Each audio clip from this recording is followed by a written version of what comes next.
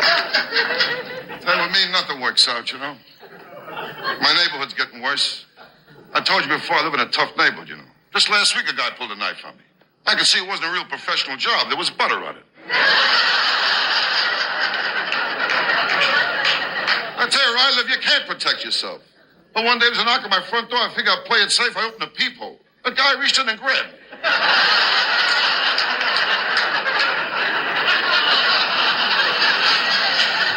I tell you, my building is nothing but robberies. Every time I close a window, I hit somebody's hands.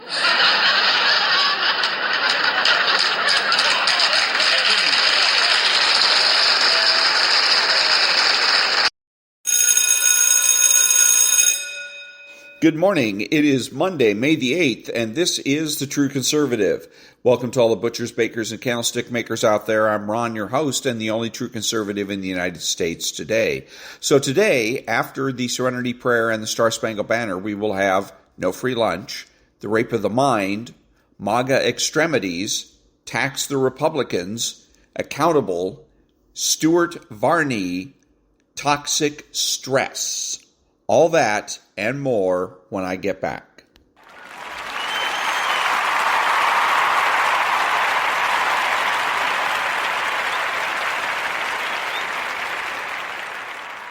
God, grant me the serenity to accept the things I cannot change, the courage to change the things I can, and the wisdom to know the difference. Amen.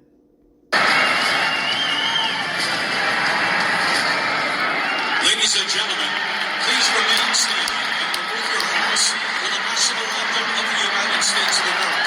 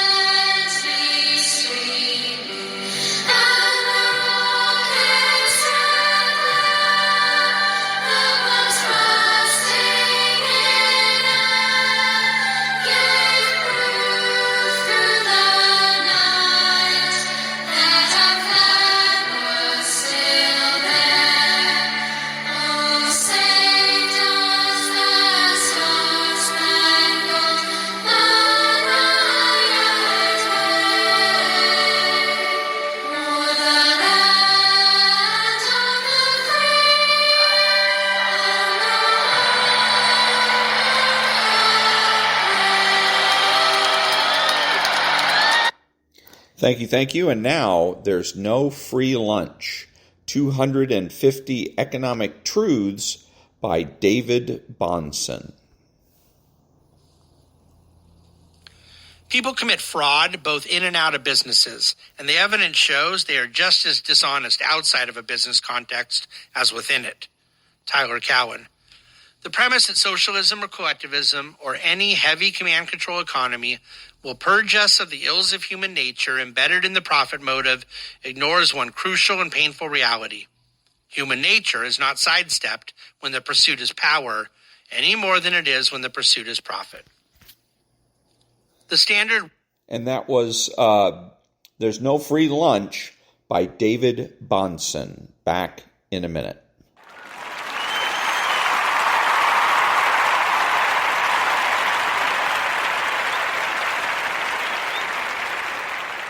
And so a little bit more Stuart Varney, and they're interviewing the governor of Oklahoma.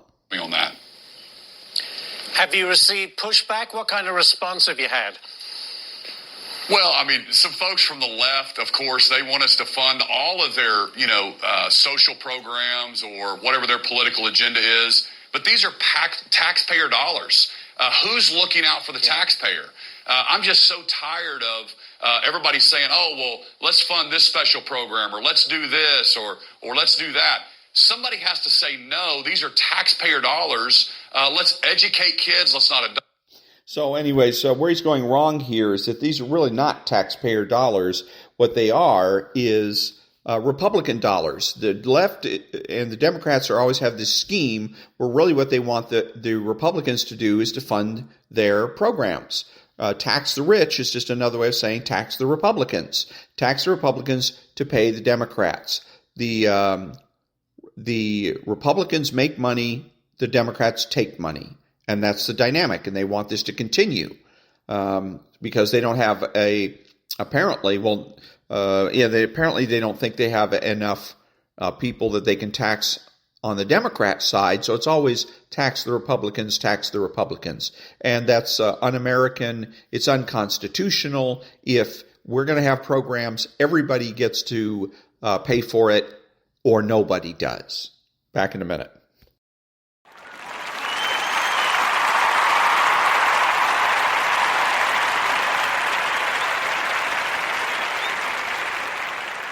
Thank you. A little bit more Stuart Varney.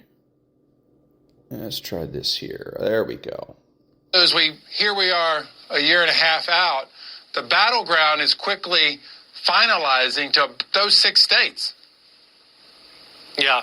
Well, we know that Joe Biden is going to go after what he calls the MAGA extremists. He says they're going to dictate what health care decisions women can make, banning books, telling people who they can love.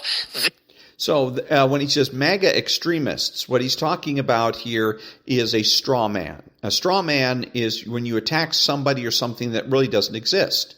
There is no such thing as a MAGA extremist. Now, you can be sucked into defending MAGA extremists because of the word MAGA. MAGA is the trigger word in which you think, MAGA is Trump, and I've got to defend Trump. No. What you do is you say, I don't know what you're talking about. MAGA extremists, who's they? Who's a MAGA extremist? Okay, so that's what you do. And then if they actually come out and say, well, so-and-so is a MAGA extremist, really, how so? What is it that he does that makes him a MAGA extremist? And then ask them if they come up with an answer to that. Are you sure? Okay, and you start peppering them with questions. But the point is, don't concede that there's any such thing as MAGA extremists. Then you're going to feel that you're in a position where you're going to have to defend MAGA extremists and MAGA extremism. It's nothing. It's a straw man. Best thing for you to do is ignore it. Back in a minute.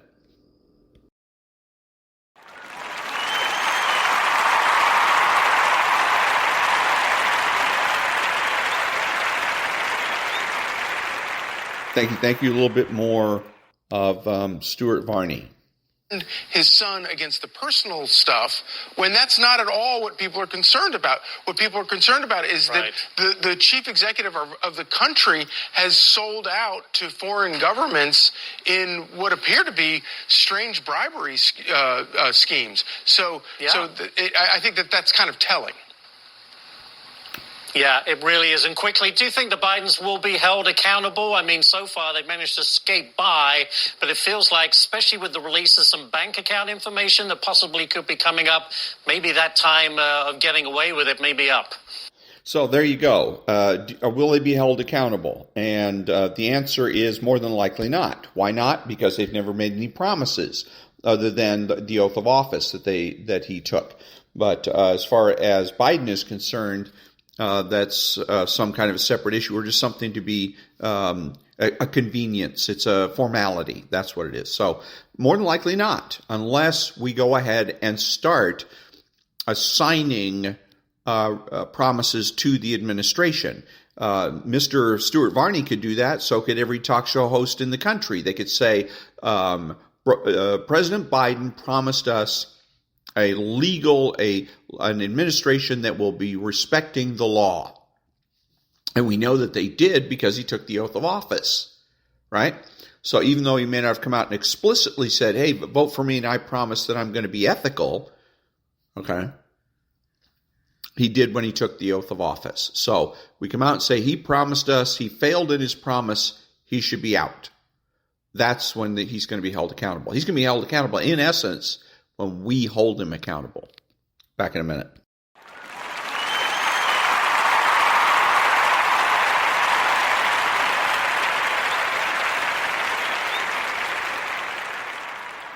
Thank you. And now a little bit of Stuart Varney, and he has a substitute host here.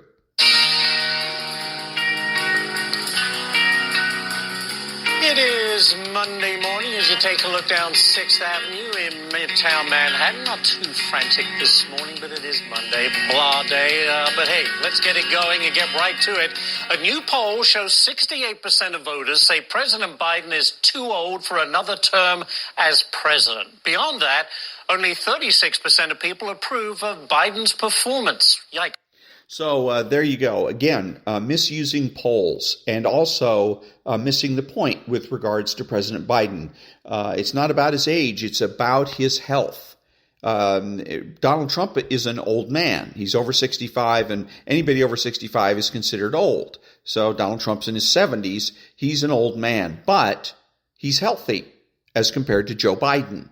That's the point. Health is the point. And you got to watch it with constantly saying Joe Biden is too old, because that can come back to bite you, because they can be used against Donald Trump as well. So, and other candidates that you like. So remember, it's not about age, it's about health. And Biden is too sick to run, and he's too sick for another 4-year term.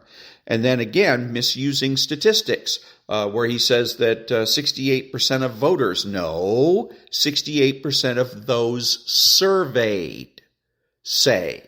And then he goes on to say only 36% think he should run again, or that he's, approve of his policies. That's it.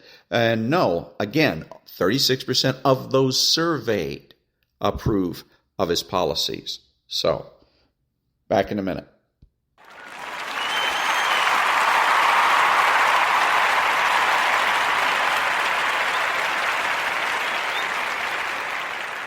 Thank you. And now this is actually from the news, and it's a commercial. Let me put this back a little bit, and let's see if we can go maybe all the way back. And let's try this. Half-carat anniversary bands $3.99, 1 carat $6.99, 2 carat 3-stone rings $14.90. Thousands of gifts guaranteed to appraise for double. The Jewelry Exchange Tustin. Okay, this one's now. We mark every inch they grow and watch them outgrow, well, everything. But there's something else that can grow that we don't see. It's what doctors call toxic stress. It's how a child's body responds to difficult experiences, from harsh language to a painful loss. But there are steps parents can take to help. Learn 4 things you can do to overcome toxic stress at first5california.com. So, toxic stress. And what's interesting is she says what doctors call toxic stress. And this is to give the this commercial authenticity, to make it sound authentic. She doesn't say which doctors, where. She doesn't name them. She doesn't say that this is part of a study or not. No answer to any of that.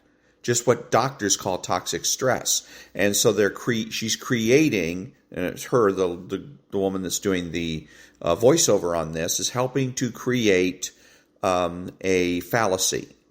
The fallacy of toxic stress. This is where it starts. Get everybody talking about toxic stress. It's nothing. It's a zero. But this is what we call a reification of zero, turning a zero into something. Because if you can get people to start talking about it, analyzing it, asking what it is, et cetera, now you've created a real thing out of nothing. So don't be fooled. When you hear commercials like this, you need to listen carefully and go from there. Back in a minute.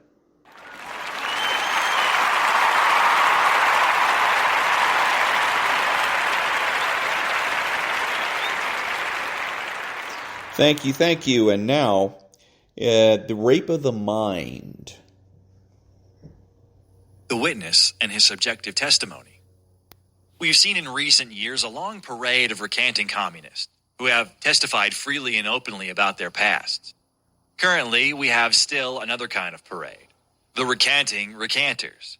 How are we to know the truth from falsehood in all this morass of conflicting testimony? How are we to prevent ourselves from becoming confused by the contradictory testimony of men and women whose words can influence the course of our nation's actions? How are we to learn to evaluate what they say? Psychologically, how reliable is their testimony, whether friendly or unfriendly? In general, we can say those who are most vituperative in their statements are usually the least reliable. Many of them are men and women who, in the past, adopted a totalitarian ideology out of their own deep sense of inner insecurity. Later, there came a moment when they felt that their chosen ideology had failed them.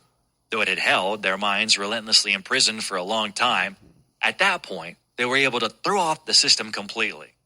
This they did through a process of inner rearrangement of old observations and convictions. However, what they shed was merely a particular set of rigid ideological rules. Most of them did not shed, along with these rules, their hidden hatreds and early insecurity. They may have given up the political ideology which offered them defenses and justifications, but they retained their resentments. It is extremely common to find such people seeking immediate sanctuary in some other strictly organized institution, because they now see things in a different light. Old facts and concepts acquire a different significance. Yet all the while, the ever-present urge towards self-justification and self-exculpation, which operates in all men, and which in these cases motivated the former allegiance to communism, is at work. Now they must prove their guiltlessness and their loyalty to their newly adopted ideas. Their emotions, now in new garb, are still directed toward the goal of self-justification. In the eyes of the convert, the fresh outlook, this new arrangement of inner demands and of ways of satisfying them, is just as logical and rational as were the former set of expectations and satisfactions. Now he rediscovers several experiences long since past. His former friends become his enemies. Some of them are seen as conspirators, whether they were or not. He himself is unable to distinguish between truth and fantasy, between fact and subjective demand. Consequently, a complete distortion of perceptions and memories may take place. He may misquote his own memories, and the process is, for the most part, one of which the convert himself is not aware. I remember vividly one example of such behavior during the Second World War. A former Nazi became a courageous member of the anti-Nazi underground. He sought to rectify his past behavior, not only by fighting the Nazis, but also by spreading all kinds of anxiety-provoking rumors about his former friends. By making them appear more cruel, he thought he could show himself more loyal. Similarly, the denials and misstatements that may be made by the convert before the courts or the congressional committees are often not so much conscious falsehoods as they are products of the new inner arrangements. Every accusation of the convert's past may be twisted by him into a new tool for the use in the process of self-justification. Only a few such men have the moral courage to admit that they have made real mistakes in the past. The distance between a white lie and selective forgetting and repressing is often very short. I discovered this for myself while carrying on investigations of resistance members who had been in Nazi hands. I found that it was almost impossible to obtain objective information from them about what they had revealed to the enemy after torture. Reporting upon their enforced betrayal, they immediately colored their stories by white lies and secondary distortions.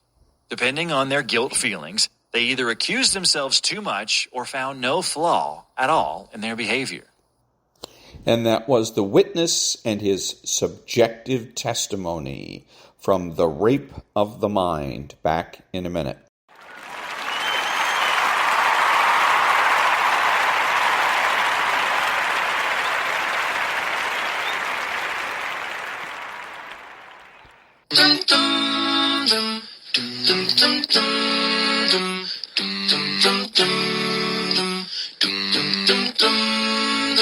Here's to the ones that we got. Cheers to the wish you were here, but you're not, 'cause the dreams bring back all the memories of everything we've been through. Close to the ones here today, close to the ones that we lost on the way, 'cause the dreams bring back all the memories, and the memories bring back you. There's a time that I remember when I did not know no pain, when I believed in forever and everything would stay the same. Now my heart feel like December. When somebody say your name, 'cause I can't reach out to call you, but I know I will one day, yeah. Everybody hurts sometime, everybody hurts someday, yeah. But everything will be alright. Cause your voice will say, hey, here's to the ones that we got. Cheers to the wish you were here, but you're not. 'Cause it brings back all those memories of everything we've been through. Close to the ones here today. Close to the ones that we lost on the way. 'Cause it brings back all the memories and the memories bring back you. Memories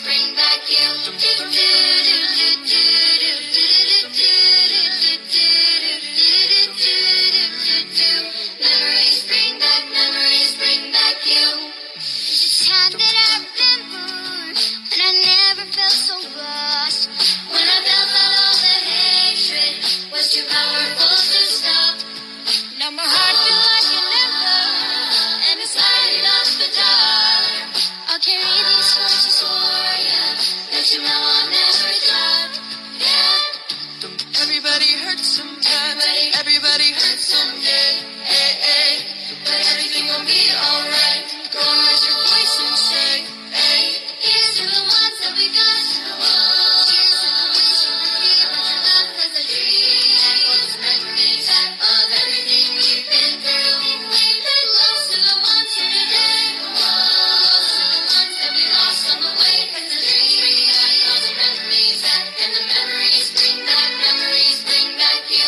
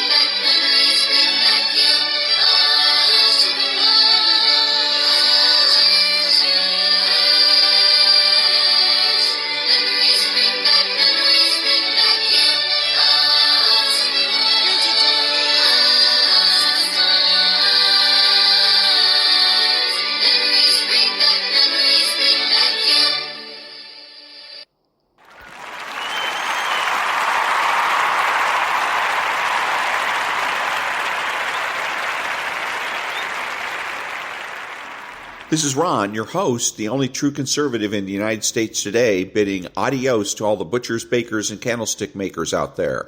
So I'm reminding you that the left has no authority, no power, and they can't win.